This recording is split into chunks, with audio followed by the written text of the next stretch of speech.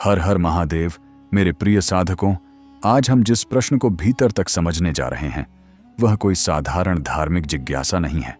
यह प्रश्न आत्मा से जुड़ा है, चेतना से जुड़ा है और उस क्षण से जुड़ा है जब ब्रह्मांड स्वयं सबसे अधिक मौन और जागृत होता है। प्रश्न है कि ब्रह्म मुहूर्त में ओम नमः शिवाय का जाप इतना शक्तिशाली क्यों माना गया है। ऐसा क्या घटता है उस समय जो दिन के किसी और पहर में नहीं घटता? क्या यह केवल परंपरा है या इसके पीछे कोई गहरा रहस्य छिपा है जिसे समझने के बाद साधक का पूरा अनुभव बदल सकता है? रात और दिन के बीच का जो समय होता है, जब अंधकार पूरी तरह गया नहीं होता और प्रकाश पूरी तरह आया नहीं होता, वही समय ब्रह्म मुहूर्त कहलाता है। यह वह क्षण है जब प्रकृति सांस रोके खड़ी होती है, पक्षी अभी जागे नहीं होते, हवा में कोई हलचल नहीं होती और वातावरण में एक अद्भुत स्थिरता होती है। अगर कभी आपने इस समय बाहर निकलकर आकाश को देखा हो तो आपने महसूस किया होगा कि आकाश जैसे बोल नहीं रहा लेकिन सब कुछ कह रहा है। यह वही क्षण है जब बाहरी दुनिया शांत होती है और भीतर की दुनिया अपने आप खुलने लगती है। इसी समय जब साधक ओम नमः शिवाय का उच्चारण करता है तो यह केवल शब्दों का उच्चारण नहीं रह जाता। यह ध्वनि, यह कंपन सीधे उस शून्य से टकराता है जो उस समय प्रकृति में उपस्थित होता है। दिन में मन हजारों विचारों से भरा रहता है, रात को थकान और अवचेतन की गहराई होती है, लेकिन ब्रह्म मुहूर्त में मन एक दुर्लभ स्थिति में होता है, न पूरी तरह सोया हुआ न पूरी तरह जागा हुआ। यही वह स्थिति है जिसे योग में द्वार कहा गया है।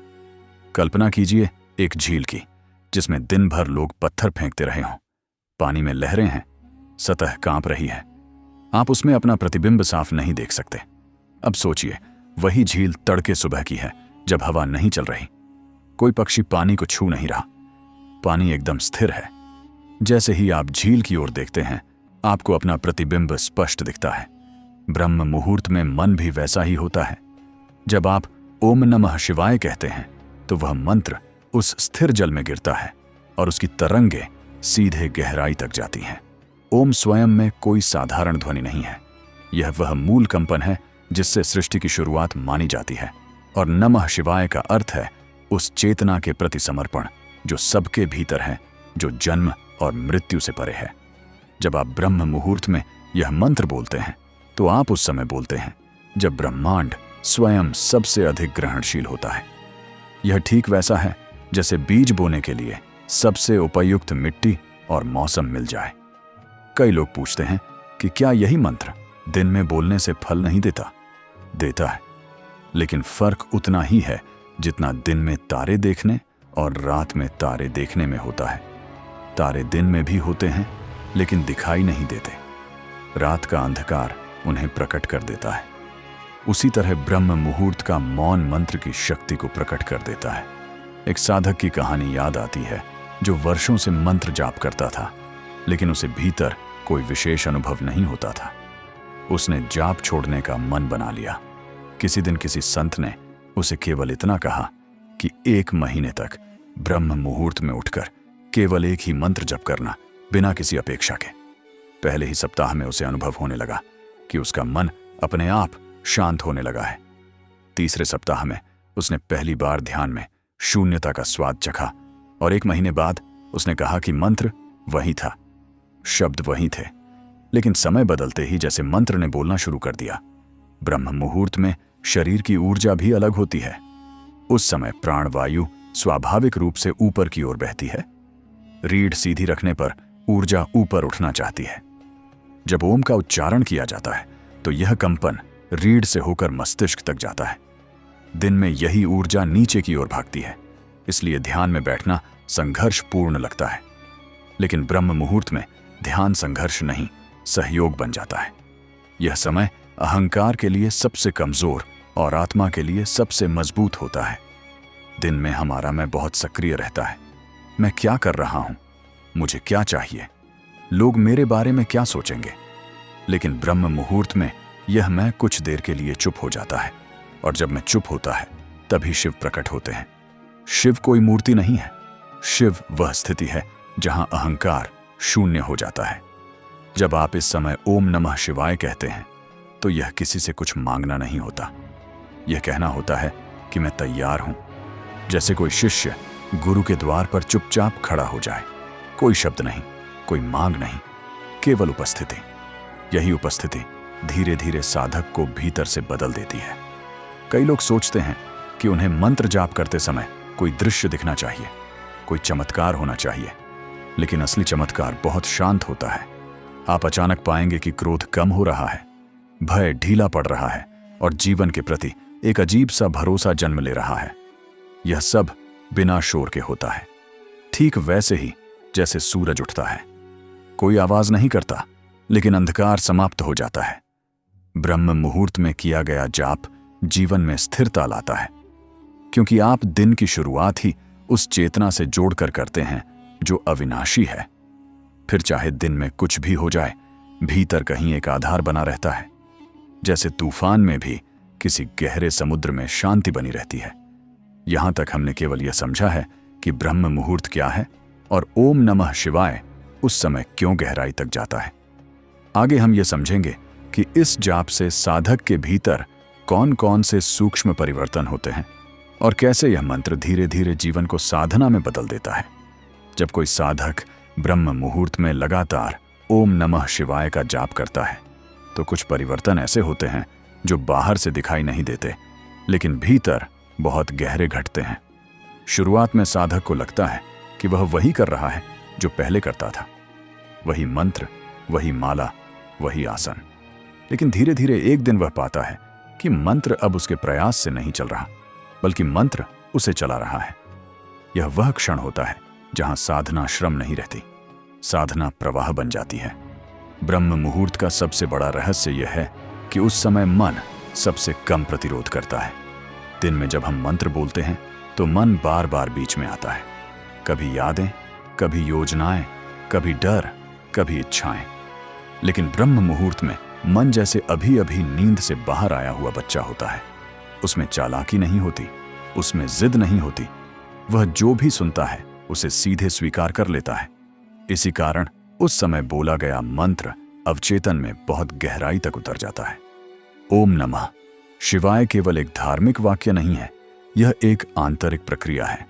ओम के उच्चारण से जो कंपन पैदा होता है वह केवल कानों तक सीमित नहीं रहता, वह छाती में, गले में, सिर के भीतर फैलता है। और जब यह कंपन ब्रह्म मुहूर्त के मौन में घुलता है तो वह भीतर जमी हुई पुरानी गांठों को ढीला करने लगता है। कई साधकों को इस समय बिना किसी कारण आंखों से आंसू बहते हुए अनुभव होते हैं। वे आंसू दुख के नहीं होते, वे आंसू बोझ के उतरने के होते हैं। धीरे धीरे साधक यह महसूस करता है कि उसकी सांसें बदल रही हैं। पहले सांसें ऊपर ऊपर चलती थीं, अब वे गहरी होने लगती हैं। पहले जाप करते समय थकान महसूस होती थी, अब जाप करते समय ऊर्जा महसूस होती है। यह इसलिए नहीं होता कि शरीर मजबूत हो गया, बल्कि इसलिए होता है कि शरीर के भीतर बहने वाली प्राण शक्ति का मार्ग साफ होने लगता है। ब्रह्म मुहूर्त में ओम नमः शिवाय का जाप करने वाला व्यक्ति दिन में अलग ही तरह का दिखाई देता है। वह कम बोलता है, लेकिन जब बोलता है तो उसके शब्दों में वजन होता है। वह जल्दी प्रतिक्रिया नहीं करता, बल्कि पहले भीतर कुछ स्थिर होने देता है। यह बदलाव वह स्वयं भी तुरंत नहीं समझ पाता, लेकिन उसके आसपास के लोग धीरे धीरे महसूस करने लगते हैं कि इसके साथ बैठने से मन शांत हो जाता है। एक गृहस्थ व्यक्ति की कहानी है जो हर सुबह उठकर केवल 10 मिनट ब्रह्म मुहूर्त में जाप करता था। उसके पास ना तो ज्यादा समय था, न कोई विशेष साधना, लेकिन उसने एक बात पूरी ईमानदारी से की। वह जाप के समय कुछ भी बनने की कोशिश नहीं करता था, न अच्छा भक्त, न महान साधक। वह बस बैठता था और मंत्र को अपने भीतर उतरने देता था। कुछ महीनों बाद उसने बताया कि उसके जीवन की सबसे बड़ी समस्या, उसका क्रोध, बिना किसी संघर्ष के कम हो गया। उसने कोई संकल्प नहीं लिया था कि मैं अब गुस्सा नहीं करूंगा। बस मंत्र ने भीतर कुछ ऐसा बदल दिया कि गुस्सा उठता ही नहीं था। यहां एक बहुत सूक्ष्म बात समझने की है। ब्रह्म मुहूर्त में किया गया जाप कर्म को नहीं बदलता, वह कर्ता को बदल देता है। और जब कर्ता बदल जाता है तो कर्म अपने आप बदल जाते हैं। यही कारण है कि शास्त्रों में कहा गया है कि इस समय किया गया जप जन्म जन्मांतर के संस्कारों को भी स्पर्श करता है। जब साधक नियमित रूप से इस समय मंत्र जप करता है तो उसके भीतर एक मौन जन्म लेने लगता है जो केवल ध्यान तक सीमित नहीं रहता। वह मौन उसके काम में, उसके संबंधों में, उसके अकेलेपन में भी साथ चलता है। पहले जहां अकेलापन भारी लगता था, अब वही अकेलापन एक मधुर संगति बन जाता है, क्योंकि भीतर शिव का स्मरण चल रहा होता है। कई बार साधक को ऐसा भी लगता है कि मंत्र जाप के दौरान वह कहीं खो सा गया है। उसे याद नहीं रहता कि कितनी माला हुई, कितनी देर बीत गई। जब आंख खुलती है तो समय जैसे छलांग लगाकर आगे निकल चुका होता है। यह कोई भ्रम नहीं है, यह वह अवस्था है जहां समय की पकड़ ढीली होने लगती है। और यही वह जगह है जहां ध्यान धीरे धीरे ध्यान नहीं रह जाता, ध्यान जीवन बन जाता है। ब्रह्म मुहूर्त में ओम नमः शिवाय का जाप साधक को मृत्यु के विचार से भी मुक्त करता है, क्योंकि शिव का स्मरण करते करते साधक यह देखने लगता है कि जो बदल रहा है वह मैं नहीं हूं। शरीर बदल रहा है, विचार बदल रहे हैं, भावनाएं बदल रही हैं, लेकिन जो इन सब को देख रहा है वह स्थिर है। यह अनुभूति किसी पुस्तक से नहीं आती, यह केवल साधना से आती है।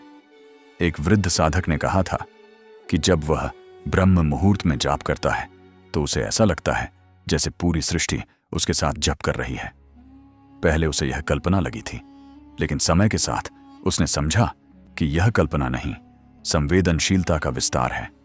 जब मन शांत होता है तब वह सूक्ष्म ध्वनियों को सुन पाता है। पत्तों की सरसराहट, हवा की हल्की गति, सब कुछ मंत्र का ही विस्तार लगने लगता है।